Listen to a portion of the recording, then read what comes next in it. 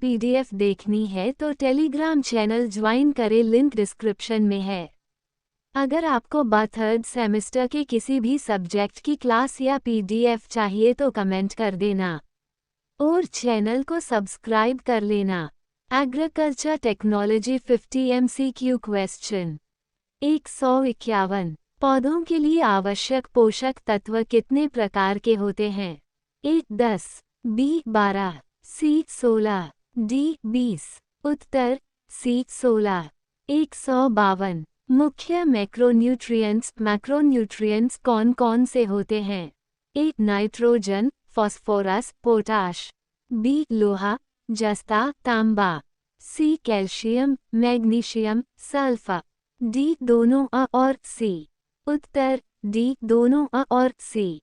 153। Nitrogen की कमी से पौधों में कौन सा लक्षण दिखाई देता है? ए पत्तियों का पीला पड़ना। बी लालिमा आना। सी बढ़वार अधिक होना। डी फूल जल्दी आना। उत्तर अ पत्तियों का पीला पड़ना। 154। फास्फोरस की अधिक मात्रा का क्या प्रभाव पड़ता है?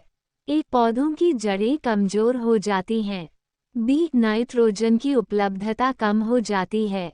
सी अधिक फूल और फल लगते हैं। डी पौधे मुरझा जाते हैं। उत्तर बी नाइट्रोजन की उपलब्धता कम हो जाती है। 155। पोटाश पौधों में किसके लिए आवश्यक होता है? एक फूल और फल बनने के लिए। बी रोग प्रतिरोधक क्षमता बढ़ाने के लिए। सी जड़ों की वृद्धि के लिए। डी उपरोक्त सभी। उत्तर डी उपरोक्त सभी। 156। मैग्नीशियम किस महत्वपूर्ण कार्बनिक यौगिक का हिस्सा होता है? A chlorophyll. B DNA. C protein. D glucose. उत्तर अ क्लोरोफिल। 157। फसल पोषण में आवश्यक द्वितीयक पोषक तत्व कौन कौन से होते हैं? A calcium, magnesium, sulphur. B जस्ता, तांबा, लोहा। C boron, chlorine, molybdenum. D sodium, silicon, nickel. उत्तर अ कैल्शियम, मैग्नीशियम, सल्फर। 158। खाद का मुख्य कार्य क्या होता है? ए मिट्टी की उर्वरता बढ़ाना। बी जल धारण क्षमता बढ़ाना। सी सूक्ष्म जीवों की संख्या बढ़ाना। डी उपरोक्त सभी। उत्तर डी उपरोक्त सभी। 159। गोबर खाद में मुख्य रूप से कौन कौन से पोषक तत्व पाए जाते हैं? A nitrogen, phosphorus, potash. B calcium, magnesium. C केवल जैविक पदार्थ। डी इनमें से कोई नहीं। उत्तर अ नाइट्रोजन, फास्फोरस, पोटाश। 160। हरी खाद ग्रीन मैन्योर का मुख्य उद्देश्य क्या होता है? ए मिट्टी में नाइट्रोजन की मात्रा बढ़ाना। बी मिट्टी का क्षारीयता कम करना। सी मिट्टी को अधिक उपजाऊ बनाना। डी उपरोक्त सभी। उत्तर डी उपरोक्त सभी। 161। उर्वरकों को कितने प्रकारों में वर्गीकृत किया जाता है? A 2, B 3, C 4, D 5। उत्तर बी 3। 162। यूरिया में नाइट्रोजन की मात्रा कितनी होती है? A 36%, B 42%, C 46%, D 50%। उत्तर सी 46%। 163। एनपीके उर्वरक में के किस तत्व को दर्शाता है? A calcium, B carbon, C potassium, D chlorine. उत्तर सी पोटाशियम। 164। डीएपी डैप उर्वरक में मुख्य रूप से कौन से तत्व पाए जाते हैं? ए नाइट्रोजन और पोटाश। बी फास्फोरस और नाइट्रोजन। सी पोटाश और फास्फोरस। डी सल्फर और कैल्शियम। उत्तर बी फास्फोरस और नाइट्रोजन। 165। रासायनिक उर्वरकों का अधिक उपयोग किस समस्या को जन्म देता है? ए मिट्टी की उर्वरता कम हो जाती है। बी जल प्रदूषण बढ़ता है। सी पर्यावरणीय असंतुलन होता है। डी उपरोक्त सभी। उत्तर डी उपरोक्त सभी।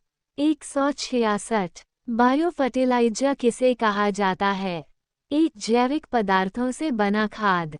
बी. हरी खाद। सी. जीवाणुओं द्वारा उत्पादित खाद। डी. इनमें से कोई नहीं। उत्तर सी. जीवाणुओं द्वारा उत्पादित खाद। 167। नाइट्रोजन स्थिरीकरण में सहायक जीवाणु कौन सा होता है? A. Azotobacter. B. Rhizobium. C. Blue green algae. D. उपरोक्त सभी। उत्तर डी. उपरोक्त सभी। 168। वर्मी कंपोस्टिंग में मुख्य रूप से कौन से जीव उपयोग किए जाते हैं? ए. कवक। बी. बैक्टीरिया। सी. केचुए। डी. शैवाल। उत्तर सी. केचुए। 169। कौन सा उर्वरक मिट्टी की अम्लता को कम करने में मदद करता है? A. Urea. B. DAP. C. चूना। डी. Super phosphate. उत्तर सी. चूना। 170। कौन सा तत्व अंकुरन को बढ़ाने में सहायक होता है?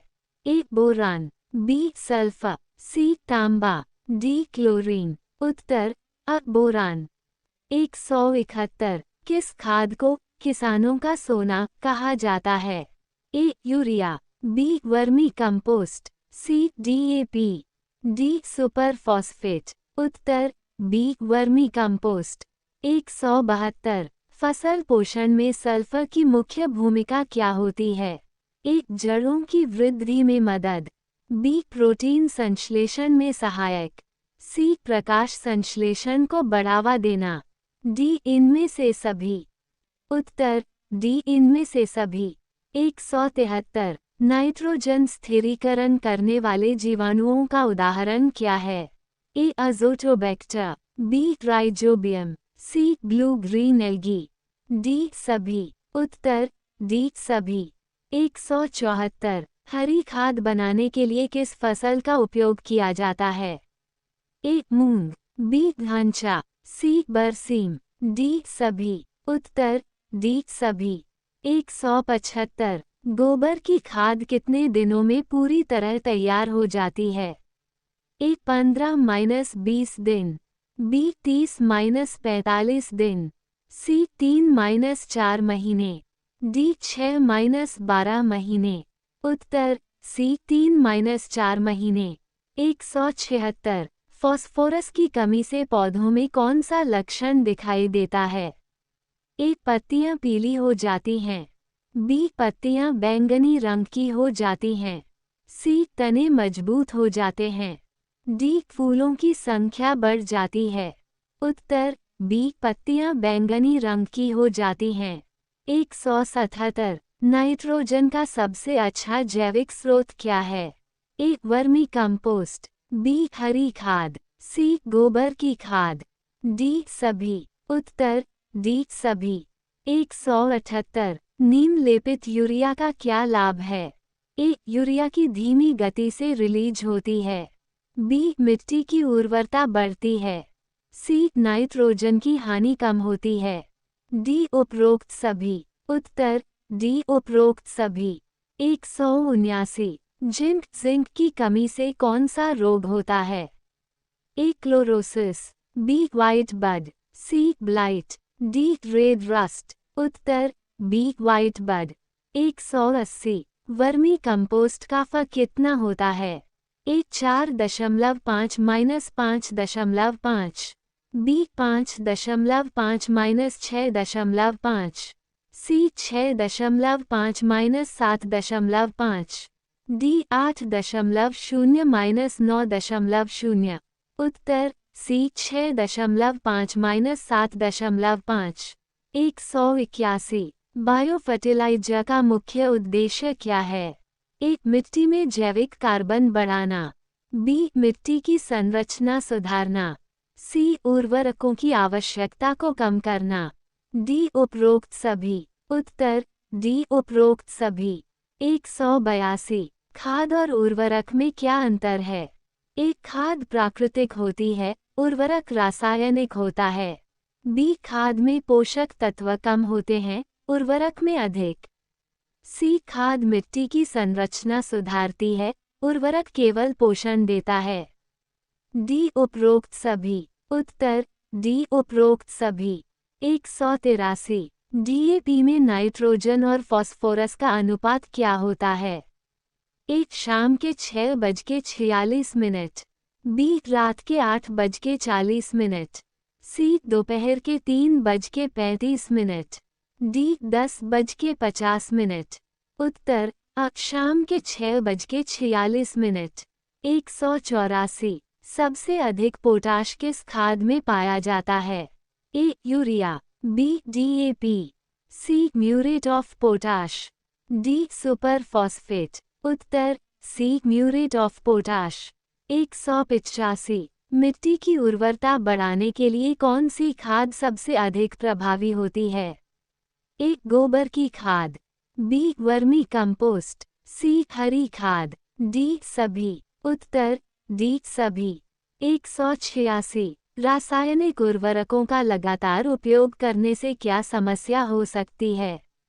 ए मिट्टी की उर्वरता कम हो जाती है, बी जल प्रदूषण बढ़ता है, सी मृदा का अम्लीकरण होता है, डी उपरोक्त सभी। उत्तर डी उपरोक्त सभी। 187। नाइट्रोजन उर्वरकों का अधिक उपयोग करने से कौन सा गैस उत्सर्जित होता है? A carbon dioxide, B nitrous oxide, C methane, D oxygen. उत्तर बी नाइट्रस ऑक्साइड। 188। पौधों में सूक्ष्म पोषक तत्वों की कमी को दूर करने के लिए कौन सा तरीका अपनाया जाता है? ए फोलिया स्प्रे पत्तियों पर छिड़काव, बी मिट्टी में खाद डालना, सी ड्रिप सिंचाई, डी उपरोक्त सभी। उत्तर डी उपरोक्त सभी। 189। सल्फर की कमी से कौन सा रोग होता है? A chlorosis, B brown spot, C yellow strip, D red rust. उत्तर अ क्लोरोसिस। 190। बायो फर्टिलाइजर का सबसे बड़ा लाभ क्या है? ए ये पर्यावरण के अनुकूल होता है, बी ये मिट्टी की उर्वरता बनाए रखता है, सी ये लागत कम करता है, डी उपरोक्त सभी। उत्तर डी उपरोक्त सभी। 191। वर्मी कंपोस्टिंग के लिए कौन सा केचुआ सबसे उपयुक्त होता है? ए आइसिनिया फेटिडा, बी लुम्ब्रिकस टेरेस्ट्रिस, सी पाइरोस्टेगोस, डी ब्लू एल्गी। उत्तर अ आइसिनिया फेटिडा। 192। पानी में घुलनशील उर्वरकों का उपयोग मुख्य रूप से किस पद्धति में किया जाता है? ए ड्रिप सिंचाई, बी बाढ़ सिंचाई, सी स्प्रिंकलर सिंचाई, डी उपरोक्त सभी। उत्तर अ ड्रिप सिंचाई। 193। फास्फोरस उर्वरक मिट्टी में अधिक समय तक क्यों बना रहता है? ए ये जल में अघुलनशील होता है, बी ये तेजी से अवशोषित नहीं होता, सी यह अन्य तत्वों के साथ मिलकर अवशोषित होता है, डी उपरोक्त सभी। उत्तर डी उपरोक्त सभी। 194। नीम कोटेड यूरिया का उपयोग करने से क्या लाभ होता है? ए नाइट्रोजन की हानि कम होती है, बी मिट्टी की उर्वरता बढ़ती है, सी फसलों की उपज बढ़ती है, डी उपरोक्त सभी। उत्तर डी उपरोक्त सभी। 195। जैविक खाद का सबसे बड़ा लाभ क्या है? ए ये मिट्टी की उर्वरता बनाए रखता है, बी पर्यावरण के लिए अनुकूल होता है, सी फसल उत्पादन की गुणवत्ता बढ़ाता है, डी उपरोक्त सभी। उत्तर डी उपरोक्त सभी। 196। गोबर गैस संयंत्र में मुख्यतः कौन सी गैस उत्पन्न होती है? A methane, B carbon dioxide, C nitrous oxide, D sulphur dioxide. उत्तर अ मीथेन। 197। बायो फर्टिलाइजर किससे प्राप्त किया जाता है? ए सूक्ष्मजीवों से, बी रासायनिक तत्वों से, सी खनिज पदार्थों से, डी इनमें से कोई नहीं। उत्तर अ सूक्ष्मजीवों से। 198। पोटाश की कमी से पौधों में कौन सा लक्षण दिखाई देता है? ए पत्तियों का किनारा जलने जैसा दिखता है, बी पत्तियों पर सफेद धब्बे पड़ते हैं, सी जड़ें तेजी से बढ़ती हैं, डी फूलों की संख्या बढ़ जाती है। उत्तर अ पत्तियों का किनारा जलने जैसा दिखता है। 199। हरी खाद का मुख्य उद्देश्य क्या है? एक मिट्टी की उर्वरता बढ़ाना। बी फसलों को कीटों से बचाना। सी मिट्टी का फल नियंत्रित करना। डी जल धारण क्षमता बढ़ाना। उत्तर अ मिट्टी की उर्वरता बढ़ाना। 200। जिंक जिंक किस उर्वरक में अधिक मात्रा में पाया जाता है? एक zinc sulphate, B super phosphate, C urea, D DAP. उत्तर अ जिंक सल्फेट। सभी 200 प्रश्न अब पूरे हो चुके हैं।